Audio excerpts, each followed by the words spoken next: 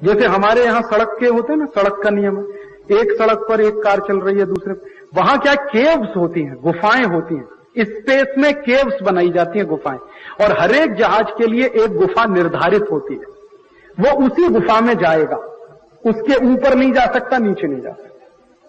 और फिर उसको अगर अपना पाथ चेंज करना है तो नीचे पहले टावर पर, कंट्रोल टावर पर वो मैसेज देगा कि मुझे मेरा पाथ चेंज करना है, तो नीचे से ऑर्डर मिलेगा कि करो, तब वो एक गुफा छोड़कर दूसरे में जाता है, दूसरे से तीसरे में जाता है, तीसरे से चौथे में, या ऊपर से नीचे आता है। ये सब नीचे कंट्रोल टावर से रहता, आप जरा ध्यान देना।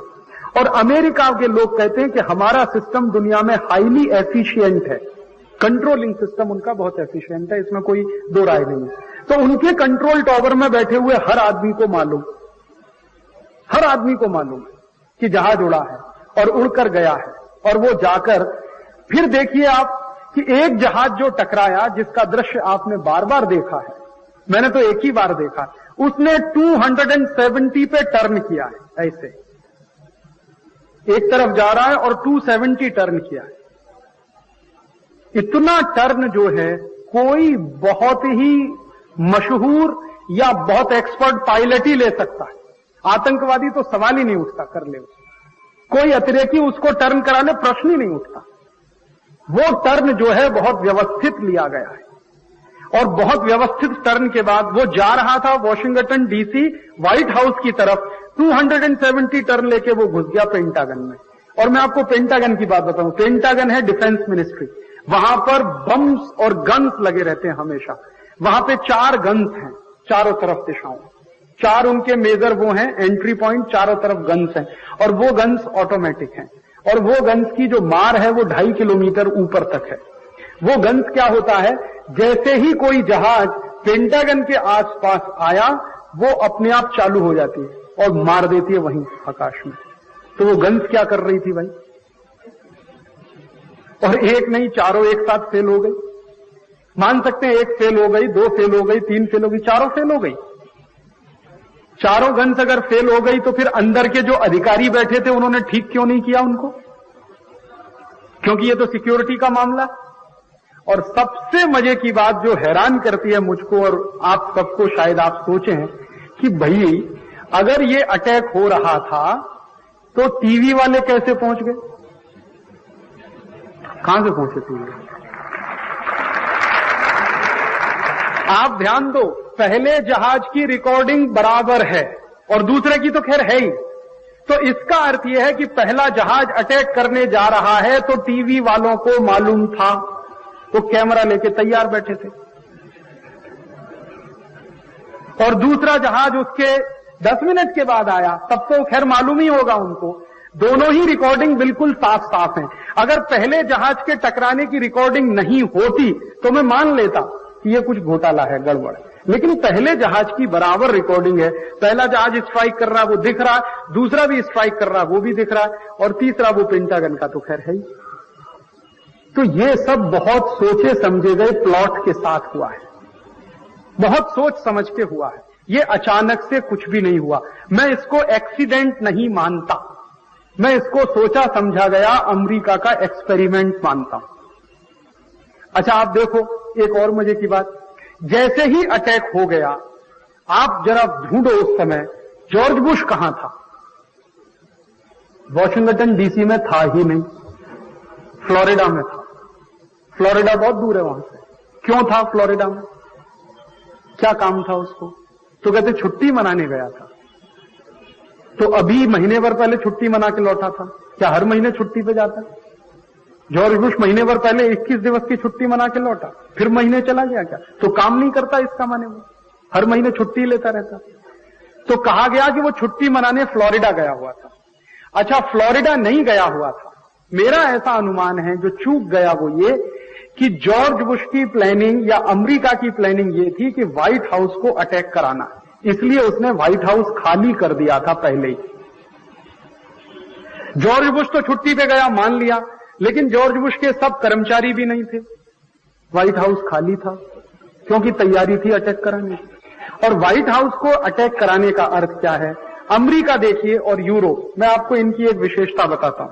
ये लोग ऐसे हैं जो दुनिया में कोई भी काम करते हैं तो पहले लेजिटिमेसी सिद्ध करते हैं कि ये बिल्कुल लेजिटिमेट है, हम जो कर रहे हैं वो बिल्कुल सही कर रहे हैं। तो लेजिटिमेसी सिद्ध करने में बड़े बड़े प्लॉट रचते हैं, बड़े बड़े वहां पे काम होते हैं। तो पर्ल हार्बर की लेजिटिमेसी सिद्ध करने के लिए जापानियों को बिठा लिया प्लेन में और खुद से अटैक किया खुद के ऊपर। तो सारी दुनिया को लगा कि जापान ने अटैक किया, तो पूरी दुनिया जापान के ऊपर तिल गई। बाद में उनको गलती हुई कि हमसे गलती हो गई। और अब पर्ल हार्बर के बारे में अमेरिका के सब लोग मानते हैं, वहां के हिस्टोरियन भी कहते हैं कि वो भाई हमारा ही अटैक था हमारे ऊपर। क्यों? क्योंकि हमें लगता था कि वो जरूरी है, सेकंड वर्ल्ड वॉर नहीं होता तो हम तो मंदी दूर नहीं कर पाते। तो सेकंड वर्ल्ड वॉर की मंदी दूर करने के लिए पर्ल हार्बर का अटैक, और अभी थर्ड वर्ल्ड वॉर होने जा रहा है क्योंकि मंदी फिर आई है, उसकी ये पूर्व भूमिका है और तैयारी है। अब इस भूमिका में अमेरिका अकेले नहीं लड़ना चाहता। अमेरिका क्या चाहता है? दुनिया के सब देश उसके साथ आ जाए। नाटो नाम का एक ग्रुप है, नॉर्थ अटलांटिक ट्रीटी ऑर्गेनाइजेशन, उसमें 17-18 देश हैं। अमेरिका ये चाहता है कि ये सब मेरे साथ हों। क्यों चाहता है? क्योंकि अमेरिका ये कहता है और मानता भी है कि मैं अकेले लड़ूंगा तो हथियारों की खपत कम होगी, एक ही आर्मी तो लड़ेगी। अब नाटो मिलके लड़ेगा तो 18 गुनी बढ़ जाएगी। और मजे की बात उनकी क्या है कि अमेरिका के राष्ट्रपति जॉर्ज बुश ने पिछले 2-3 दिन में एक ही अभियान किया है, वो ये कि अपनी संसद में रातों रात $40 अरब का बजट पारित कराया है स्ट्राइक करने के लिए, माने हमला बोलने के लिए। और हमला बोलना कहां है? अफगानिस्तान पे बोलना है, सूडान पे बोलना है, लीबिया पे बोलना है। उनका टारगेट पहले से फिक्स है। अफगानिस्तान पे हमला बोलेंगे, लीबिया पे बोलेंगे और ये सूडान पे बोलेंगे। और अगर लग गया हाथ तो फिलिस्तीन पे भी बोल सकते हैं या एक आध किसी और देश पे बोलेंगे। तो उनका भूमिका यह है कि पोलराइजेशन हो जाए दुनिया में, क्रिश्चियनिटी वर्सेस इस्लाम, ये वो चाहते हैं। इस्लाम एक तरफ हो जाए, इस्लामिक देश एक तरफ हो जाए, क्रिश्चियन देश एक तरफ हो जाए, दोनों मिलकर लड़ें और अच्छे से युद्ध हो तो मंदी दूर हो जाएगी। और मैं आपको बताता हूं, इस युद्ध का कोई नतीजा नहीं निकलेगा, क्योंकि दोनों युद्धों का कोई नतीजा नहीं निकला, ना सेकंड वर्ल्ड वॉर का ना first world war. Second world war खत्म हुआ, उसके बाद फिर शांति की बात करनी पड़ी, समझौता करना पड़ा। सेकंड वर्ल्ड वॉर के पहले फर्स्ट वर्ल्ड वॉर में भी यही हुआ, अभी फिर वही होगा। हो सकता है 2-3 महीने 4 महीने या हो सकता है साल भर युद्ध खिंच जाए, साल भर युद्ध के बाद फिर समझौता होगा। क्योंकि मेरी ऐसी मान्यता है कि दुनिया का कोई भी राष्ट्र किसी दूसरे राष्ट्र को संपूर्ण नहीं मिटा सकता। जब सेकंड वर्ल्ड वॉर में आप नहीं मिटा पाए तो अभी क्या मिटा लेंगे? लेकिन इससे तबाही बहुत भयंकर होगी। हो सकता है 1-8 करोड़ लोग मारे जाएं या उससे भी ज्यादा मारे जाएं, भयंकर तबाही होगी। और इनको कोई दर्द नहीं है तबाही होने का, उनको लगता है कि उनका काम पूरा होना चाहिए। और इसमें जब तबाही होगी तो आप जान लीजिए हम और आप भी नहीं बच पाएंगे। ऐसा हम मानकर बैठे हों कि अफगानिस्तान पर अटैक होगा, गलती से कोई मिसाइल दिल्ली की तरफ मुड़ गई तो क्या होगा? क्योंकि हो चुका है कई बार। मैं आपको एक सच्ची घटना बताता हूं। अभी अमेरिका ने अफगानिस्तान पर थोड़े समय पहले हमला किया था। गलती से उनकी एक मिसाइल चाइना के उनके उसमें चली गई थी, एम्बेसी ऑफिस, तोड़ दिया था पूरा ऑफिस, मर गए थे उसमें कई चाइन। अमेरिका ने बाद में माफी मांगी थी। तो इसका तो कोई भरोसा नहीं है।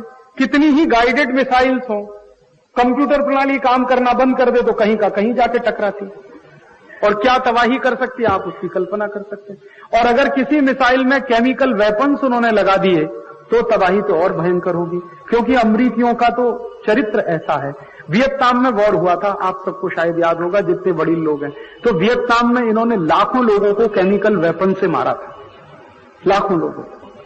बाद में यह भी माना था हमसे गलती हुई थी, क्योंकि निर्दोष लोग बहुत मारे गए थे उसमें। तो जब भी युद्ध होता है निर्दोष लोग ही मारे जाते हैं। अब अमेरिका क्या कहता है? ओसामा बिन लादेन हमें चाहिए। भाई तुमको ओसामा बिन लादेन चाहिए तो ओसामा बिन लादेन लाने के रास्ते बहुत सारे हैं, युद्ध लड़ने का ही एक रास्ता थोड़ी है। ओसामा बिन लादेन को पकड़ के अमेरिका ले जाने के लिए बहुत सारे तरीके, आप कोई भी तरीका इस्तेमाल कर सकते हैं। लेकिन अमेरिका चाहकर भी ओसामा बिन लादेन को अरेस्ट नहीं कर रहा, क्योंकि लड़ना तो उसी से है ना। अब दुश्मन को ही अरेस्ट कर लेंगे फिर लड़ाई किससे लड़ेंगे? ऐसे ही सद्दाम हुसैन की बात चली थी, तो सद्दाम हुसैन को पकड़ने के 50 तरीके थे, लेकिन उन्होंने कोई तरीका नहीं अपनाया। सद्दाम हुसैन को जिंदा छोड़ा ताकि लड़ने के लिए कोई तो रहे सामने। तो सद्दाम हुसैन भी जिंदा रहेगा, ओसामा बिन लादेन भी जिंदा रहेगा और युद्ध चलता रहेगा ताकि उनके हथियार बिकते रहें। तो मेरी ऐसी मान्यता है कि इस समय अमेरिका और यूरोप के देशों ने अपनी आई हुई भयंकर मंदी को दूर करने के लिए वही खेल खेला है जो 1945 में उन्होंने खेला था। और 10 बरस के बाद हो सकता है कि वही बात फिर सामने निकल कर आए, जैसे अभी पर्ल हार्बर की बात सब सामने आ गई निकलकर कि हां, हमने अपने ही ऊपर अटैक किया था क्योंकि हमें उसकी जरूरत थी। अच्छा, मैं आपसे एक बात और कहता हूं जो मुझे परेशान करती है। जॉर्ज बुश का चेहरा देखा है आपने पिछले 3-4 दिन? जॉर्ज बुश जो वहां का प्रेसिडेंट है, उसका चेहरा आप देखो, कुछ लगता है आपको उसके चेहरे? कहीं से भी कुछ लगता है? किंचित मात्र एक लकीर दिखाई देती है उसके माथे पे कि कुछ गड़बड़, मजे में है एकदम। और इतने मजे में आदमी वही रह सकता है जो प्लॉट बनाया हो, और तो रह ही नहीं सकता। अचानक से किसी देश पर इतना बड़ा अटैक हो जाए तो हवाइयां उड़ने लगती हैं चेहरे।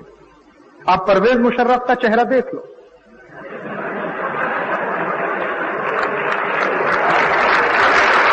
हवाइयां उड़ रही हैं उसके से। ऐसा लग रहा है परवेज मुशर्रफ को कि कहीं मेरे ही ऊपर तो हमला नहीं हो रहा।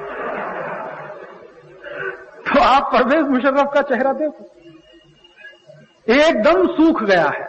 मेरी कल्पना ऐसी थी कि यह चेहरा जॉर्ज बुश का भी होना चाहिए था, क्योंकि जिस देश में अचानक से हजारों लोग मर गए हों, वहां के राष्ट्रपति को तो वो होना ही बहुत कम, लेकिन नहीं है, बिल्कुल नहीं है। कहीं से भी टेंशन नहीं है जॉर्ज बुश को। और सिर्फ जॉर्ज बुश ही क्यों, कॉलिन पवेल को नहीं है जो उनका रक्षा मंत्री है, किसी को नहीं है। और ये सब जो है मान कर बैठे हैं कि अभी 1-8 हफ्ते में युद्ध हमें शुरू करना है, उसकी भूमिका बना रहे हैं। अब भूमिका एक ही बन रही है कि ज्यादा से ज्यादा देशों को साथ ले लें, तो इसमें फायदा पता है क्या होगा? नाटो जब साथ में आएगा तो युद्ध का खर्चा बराबर बांटा जाएगा, नहीं तो अमेरिका के ऊपर ही पूरा बोझ आ जाएगा। अमेरिका बहुत चालाक है। आप चाहे अमेरिका अकेले अटैक कर सकता, कोई मुश्किल थोड़ी है। अफगानिस्तान को अटैक करना अमेरिका के लिए तो मुश्किल नहीं है, क्योंकि अफगानिस्तान उनके टक्कर का देश नहीं है। लेकिन अमेरिका नहीं चाहता कि वो अकेले अटैक करे, वो क्या कहता है, सबको मेल जोल कर अटैक करो। तो मेल जोल से अटैक के क्या होगा कि अटैक करने का मान लो $200 अरब का खर्चा आया, तो नाटो के 18 देश हैं, सब में बराबर बराबर बच जाएगा। तो अमेरिका का अपना खर्चा कम होगा और हथियार उनके मैक्सिमम बिकेंगे, क्योंकि हथियार नाटो में कोई नहीं बनाता सिवाय अमेरिका के। एक ही देश है जो हथियार बनाता है, अमेरिका। बाकी नाटो के जितने भी देश हैं वो उनसे लेते हैं, खरीदते हैं, तो उनकी सप्लाई होगी। अब आप देखो कि खर्चा युद्ध में जब होगा तो वापस अमेरिका में ही पहुंचेगा वो पैसा। नाटो के देश जितना भी खर्च करेंगे हथियार खरीदने में, वो जाएगा अमेरिकी कंपनियों के खाते में, तो पैसा तो अमेरिका में वापस ही आने वाला है। उसी पैसे से वो अपनी मंदी को दूर करने की योजना बनाते। और जब उनकी वॉर इंडस्ट्री रेगुलेट हो जाएगी तो 90 इंडस्ट्रीज उनकी अपने आप जिंदा हो जाएंगी, तो रिसेशन उनका अपने आप दूर हो जाएगा। ये है सारी कहानी। और इस कहानी का एक पहलू और है। अमेरिका आज परेशान है कि दुनिया में आतंकवाद है।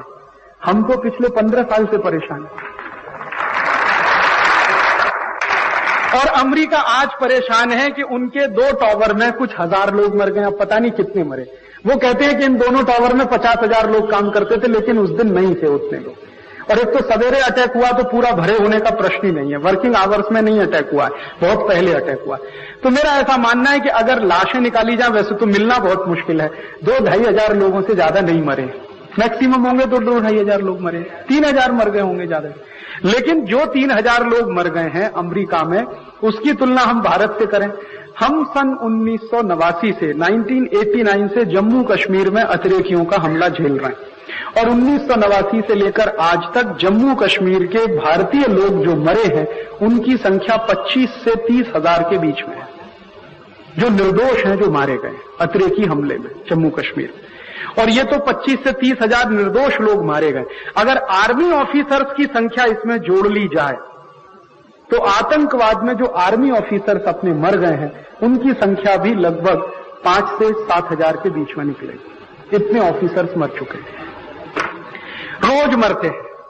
कभी 6 मरते हैं, कभी 10 मरते हैं, कभी 15 मरते हैं, कभी 20 मरते हैं। कोई दिन शायद बाकी जाता हो जब नहीं मरते हो। अमेरिका का राष्ट्रपति बिल क्लिंटन जब भारत आया था तो इन्हीं अतिरेकियों ने छत्ती सिंहपुरा में एक साथ 36 लोगों का मर्डर किया था। और उस समय बिल क्लिंटन को हमारे देश की सरकार की तरफ